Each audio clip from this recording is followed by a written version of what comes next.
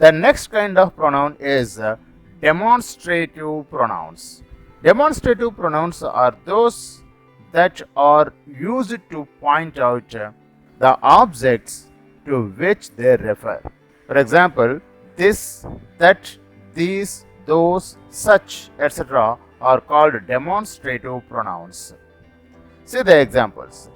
This is my book. When we say this is my book, we just show or point out to that book. This is my book and that is yours. Like that, when we say this sentence, we may point out a particular object. We can show the index finger towards that book. This is my book, that is yours. And these are mangoes, those are apples. All such people can help the nation. When we use these words, we can point out the objects to which they refer. Next kind of pronouns is indefinite pronouns. Indefinite pronouns indicate persons or things whose number and identity are not defined.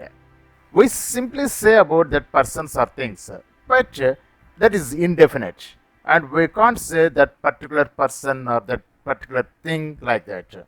For example, somebody, anybody, someone, one, anyone, something, anything, other, others, another, nobody, nothing, etc. All these things are indefinite. Somebody means there is no particular person. Anybody means here also there is no particular person.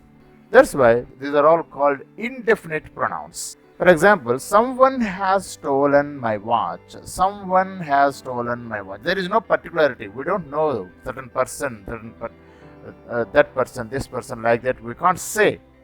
That's one someone. We don't know who has stolen my watch. That's why someone is called indefinite pronouns. Like that, nobody is ready to go there. Nobody is also indefinite. That's why these are all called indefinite pronouns. Next kind is distributive pronouns.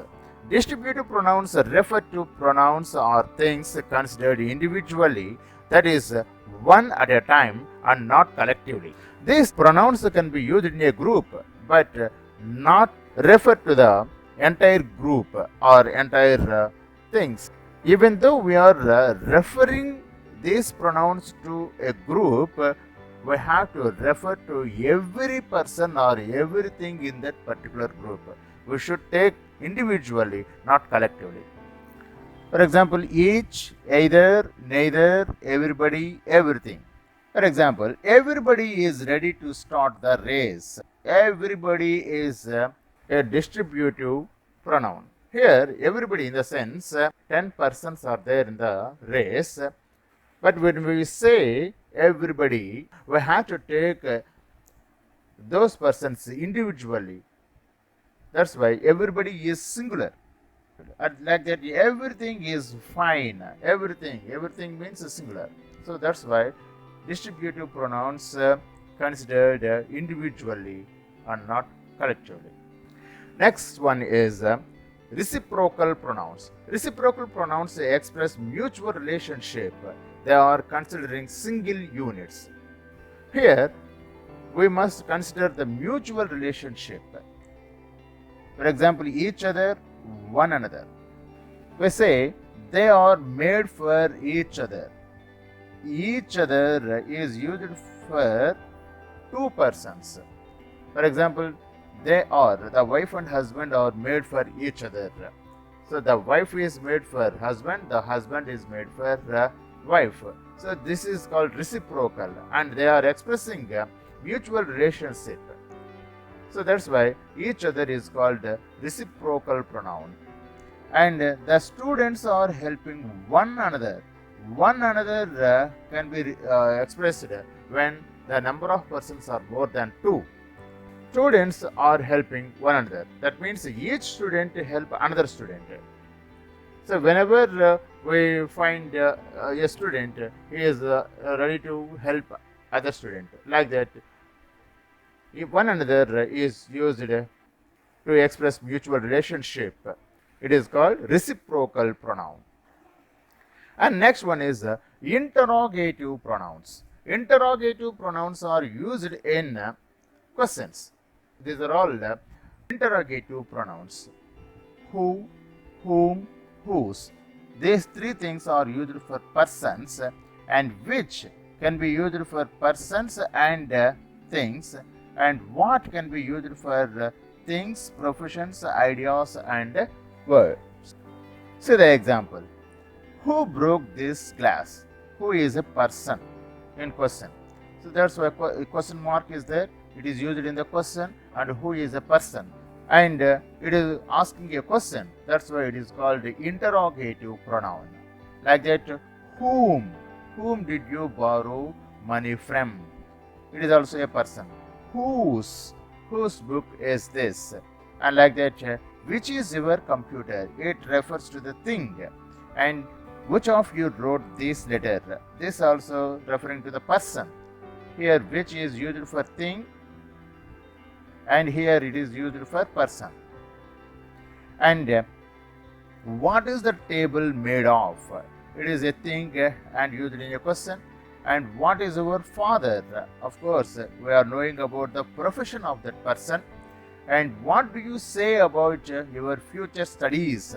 It denotes the idea of that person. Next one is what do you mean? We have to say some words about your meaning. And all these are called interrogative pronouns. Next one is relative pronouns. Relative pronouns stand for the nouns before them. They join two sentences. We can join two sentences by using relative pronouns. And the relative pronoun must be after certain noun. Examples for relative pronouns are who, whom, whose, which, that, as, etc. So the examples. The man who is standing there is our English teacher. Here, relative pronoun who is used. And before that relative pronoun, there is a word, the man. The man is a noun. After that, we are referring about that person by using a relative pronoun who. The man who is standing. The man is standing. The man who is standing there is our English teacher. The man is standing. The man is our English teacher. The man who is standing there is our English teacher. Next example. He is the man whom I met last night. He is the man. I met that man last night. He is the man whom I met last night. Whom, referring to this person, the man. In front of that relative pronoun, there must be a noun. The man, whom. Okay, whom is relative pronoun. And then this is the girl whose picture I painted. Whose is relative pronoun, and the relationship is to this girl, the noun. The girl whose. Okay, next. This is the book which I bought in the shop. Which is a relative pronoun, and there is a relationship between this book and other part of the sentence. And that is a relative pronoun here. The laptop that I borrow from him is costly. That there is a noun before that relative pronoun. Like that, you are not such a bad man as they said.